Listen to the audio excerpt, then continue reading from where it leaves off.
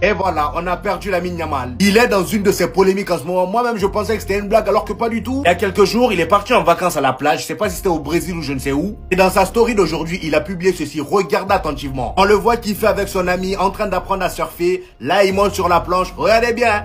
Là, il monte sur la planche, il revient, il retente, il se débrouille pas mal. Regardez, tous ceux qui sont allés regarder cette story-là, attendaient l'apparition de cette dame. Ce serait la nouvelle copine de Lamine Yamal, la fille qu'il fréquente en vacances. À la limite, on s'en fout, mais ce qui fait polémique, les amis, c'est que la dame, elle a 30 balais. Elle a 30 ans. Lamine Yamal n'a que 17 ans, les amis, il n'est même pas majeur. Dites-vous qu'en 2019, Lamine Yamal ressemblait à ça. Et la meuf, elle ressemblait à ça. Vous voyez la différence, non? Essayez d'imaginer un peu l'inverse. Vous voyez comment c'est bizarre, non? Et le problème avec cette fille-là, c'est que c'est pas la première fois qu'elle fait ça. Elle aime bien les garçons jeunes. Là, c'est même plus histoire de jeunes. Là, c'est carrément des mineurs. Elle a déjà fait la même chose par le passé. Ça, c'est une story d'elle, voilà, que quelqu'un allait capturer. Une ancienne story où elle souhaite joyeux anniversaire à son gars. Enfin, son ancien gars, pour le coup, étant donné qu'elle est avec Lamine Yamal maintenant. Sauf que le gars, avec quel âge? Il était en train de fêter ses 18 ans. Voilà. Encore un mineur. Donc, ils se sont rencontrés quand le petit, il était mineur. Arrêtez-la, moi, parce que là, c'est pas normal. C'est en train de faire polémique, les amis. Dites-vous que dans ses commentaires Instagram, c'est rempli d'insultes. Allez vous-même. You don't have shame, c'est-à-dire que t'as pas honte. Ou bien t'as pas de dignité. What are you doing with 17 years old? Imagine a man does it. Does this. C'est-à-dire, qu'est-ce que tu fais avec un garçon de 17 ans? Imagine un homme faire ça. 30, 17. Waouh, carrément, il y en a un qui a mis la police qui arrive. Franchement, les amis, c'est pas normal.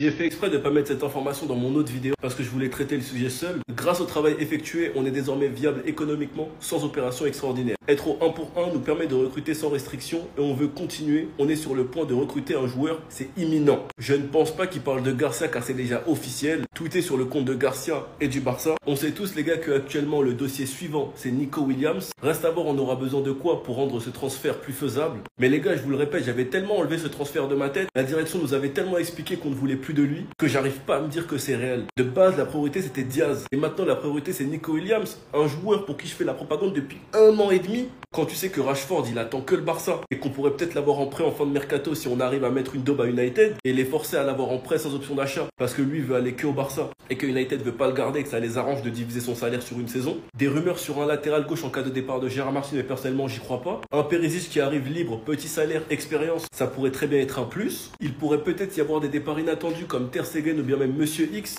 Qu'est-ce que la direction est en train de préparer? Qu'est-ce qu'ils sont en train de cook? Je pense qu'on n'était pas d'accord avec Laporta, on en a parlé. Il a fait une conférence et là actuellement, personnellement, nous sommes fiers de lui. Attendez, bougez pas, je vous explique. Il commence en disant, on a voulu déstabiliser le club quand on redevenait compétitif sportivement et économiquement. On a eu des obstacles assez clairs face à notre travail. On n'est pas parfait, mais le Barça gagne avec nous. On est satisfait car on est redevenu une référence sportive. On a aussi une équipe féminine formidable. Il a aussi encouragé les jeunes, puis aussi l'équipe première, Flick, son staff, Déco, tout le monde. Le nouveau Spotify Camp Nou est un nouveau stade. C'est la clé pour plus de revenus. Si on a une agence de notation qui nous note mieux, c'est aussi quand on reviendra au stade. On va revenir au stade en septembre. On a parlé avec Tebas pour commencer la Liga à ce moment-là. On va revenir avec un match de test au Gamper en août. On ne sait pas encore avec combien de gens. La saison prochaine, on va continuer comme à Montjuic. Pour l'abonnement, les socios qui sont allés à Montjuic auront la priorité au Spotify Camp Nou. On va revenir avec 60 000 personnes, puis au fur et à mesure, plus de gens normalement. Fin été 2026. Le stade sera fini, il manquera que le toit. On finit en beauté. Je ne sais pas où sont ceux qui disaient que nous transformerons le Barça en une société anonyme. Peut-être que ce sont eux qui veulent en faire une. Avec moi et avec ce conseil d'administration, cela continuera comme ça.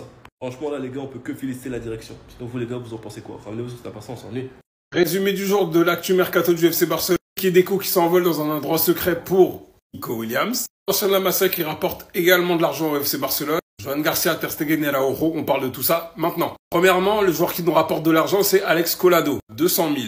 Attention, oui. Ah, la moindre centime est importante pour le 1 pour 1, les gars. Je ne cache pas que je ne sais pas dans quel club il va signer. Et en tout cas, le club où il est actuellement, du coup, va recevoir 2 millions de la part du club acheteur. Ce qui fait qu'on va avoir 20%. Donc, 500 000. Ah, c'est pas 200 000, je me suis trompé, autant pour moi. En termes de rentrée d'argent, ça fait tout ça. N'hésitez pas à mettre pause. Et puis, Joan Garcia qui est là, qui est arrivé à 25 millions. Concernant l'intérêt d'un joueur pour des clubs de PL et même d'Italien, il s'agit de Araujo, tout simplement. Prise de contact établie, mais la décision est toujours de rester pour Araujo. Mais la clause reste quand même intéressante et même pour 60, je pense qu'il partira. Les clubs sont prêts à le mettre. Concernant Joan Garcia, rendez-vous compte qu'il y a une compile de 17 minutes de ses meilleurs arrêts la saison dernière. L'avenir, ça annonce brillant. J'espère Ter Stegen, mais voilà. Concernant l'endroit secret, on voit Déco qui est accompagné de 2 personnes. Flick est déjà là-bas et ils sont partis manger avec l'agent de Nico Williams à Ibiza si je ne me trompe pas. Donc ils vont vraiment tout faire pour le faire venir. En dessous partira, Ter Stegen va partir, Araujo sera la cible en cas de besoin de vente. Fermin aussi, Belek, hein. Et voilà, j'ai pas d'autres noms en tête, mais bref, ils vont tout faire pour le faire signer. Attendez. Joan Laporta a pris la parole aujourd'hui face aux médias pour résumer la saison historique du FC Barcelone et expliquer le futur du club. L'objectif du club était très clair, diminuer la masse salariale avec la condition de rester compétitif. L'équipe a réalisé une saison historique même si nous avons rencontré de nombreux obstacles. Je suis heureux car je vois les supporters barcelonais heureux. C'était l'un des objectifs que nous nous étions fixés à notre retour et je pense que nous l'avons atteint cette saison. D'un point de vue sportif, nous avons réalisé une bonne saison et je tiens à féliciter Deco et son équipe. En tant que conseil d'administration, nous sommes très satisfaits de leur travail. Les joueurs sont exceptionnels humainement, le vestiaire est formidable, un mélange de jeunes formés au club des plus expérimentés, Flick a dirigé cette équipe magistralement. On est satisfait car on est redevenu une référence sportive. On a aussi une équipe féminine formidable. Grâce au travail effectué, on est désormais viable économiquement sans opération extraordinaire. Être au 1-1 nous permet de recruter sans restriction et on veut continuer. On est sur le point de recruter un joueur, c'est imminent. Nos revenus de cette saison ont été de 980 millions d'euros. Le budget de la saison prochaine dépassera le milliard d'euros. On va recruter un joueur de façon imminente et ensuite un autre arrivera encore. La recrue imminente va vous faire plaisir. À votre avis, de quel joueur parle Laporta? Car il a déjà officialisé le transfert de Joan Garcia. 2 nouvelles recrues sont prévues, je vous laisse mettre le nom dans les commentaires. Laporta, il joue avec nos sentiments, les gars, je vous le jure. Laporta, il joue avec nos sentiments. La recrue imminente, là, va vous faire plaisir. Ça peut que lui, les gars. À part lui, qui va ramener qui va nous faire plaisir, sincèrement? Qui? Luis Diaz, Rashford,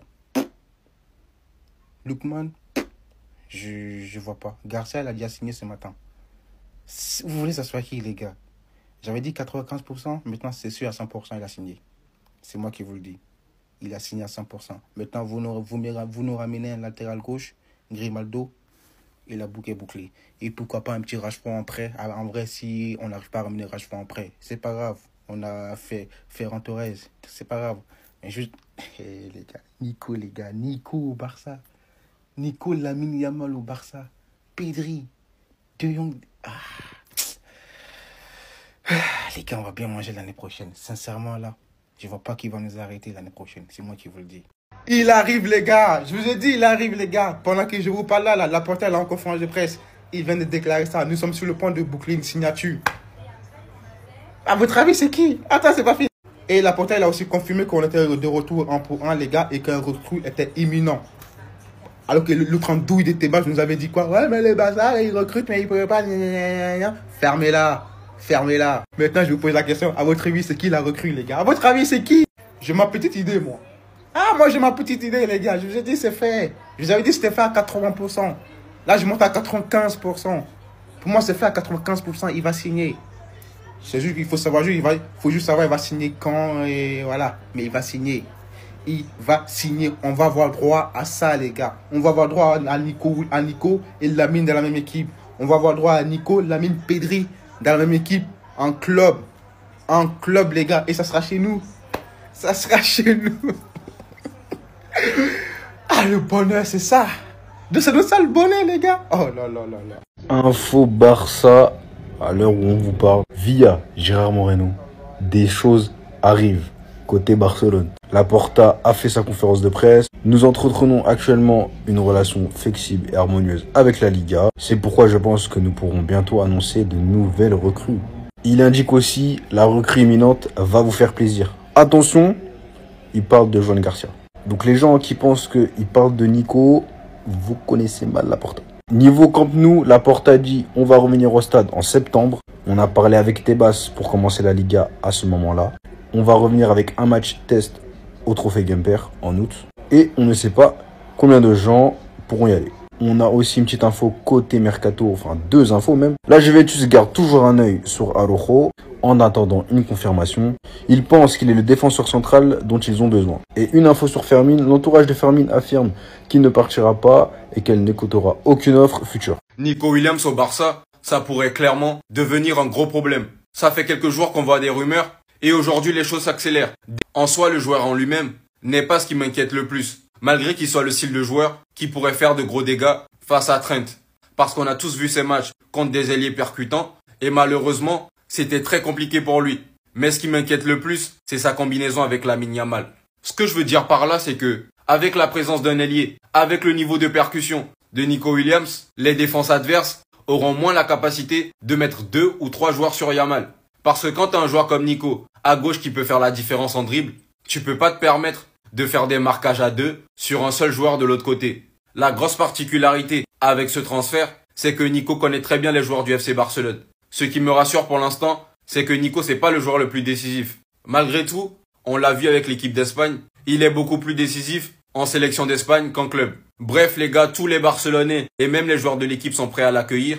Donc franchement, va falloir surveiller Ikefou et son frérot de très près. Masterclass numéro 1 de Deco, here we go, Juan Garcia, bienvenue au Barça. Une signature pour 6 années et un transfert à 25 millions d'euros. Mais Deco, pardon. Et c'est que le début. On sait, c'est l'entrée, Juan Garcia. Alors, sa venue, elle est bien, mais il aura énormément de boulot. Parce qu'au poste de gardien, vous le savez, c'est pas notre fort au Barça. Donc il vient, mais ce sera pas pour du repos. L'objectif l'année prochaine, c'est de prendre la Ligue des Champions et ça passe par un bon gardien. Maintenant que l'arc Juan Garcia est terminé, passons maintenant à l'arc Nico Williams. Deco, ton sourire là, franchement, je l'aime bien. Est-ce que vous avez la vision de cette attaque-là, les gars? Rafinha, Lewandowski, Lamine Yamal, Nico Williams. Au niveau des offensifs, c'est ce que j'aimerais tester. Rafinha en position 9. Et je vous jure, et la vision, ça peut être une dinguerie. Olmo en 10, Lamine et Nico Williams sur le côté. Pourquoi Rafinha en 9 sur l'aspect décisif? Parce que cette année, vous l'avez vu, hein, il a marqué à des moments clés. Alors que Robert Lewandowski, il n'était pas ouf cette année. Les gars, et la vision sur ce quatuor d'attaque qui peut être explosif l'année prochaine. Le Barça lance enfin son mercato. Juan Garcia, encore une fois, bienvenue au club. 4 nouvelles informations sur le mercato du Barça avec le vestiaire qui pousse pour l'arrivée d'un nouveau joueur et une grosse annonce de Joan Laporta. C'est parti. Encore une grosse journée mercato du côté de Barcelone avec l'officialisation de Joan Garcia notamment. J'ai fait une vidéo avant, donc je ne vais pas en parler dans cette vidéo, mais on a quand même d'autres informations très intéressantes. D'abord, on a Nico Williams, ça se confirme, c'est lui qui est l'élu pour renforcer le secteur offensif du Barça. Donc voilà, là en ce moment, le Barça est déjà en train de négocier de tous les côtés. Là, vous voyez l'article de sport avec le Barça qui a voyagé pour rencontrer Nico Williams et son agent une nouvelle fois. Bref, le Barça veut recruter Nico Williams et Nico Williams, il veut signer au Barça.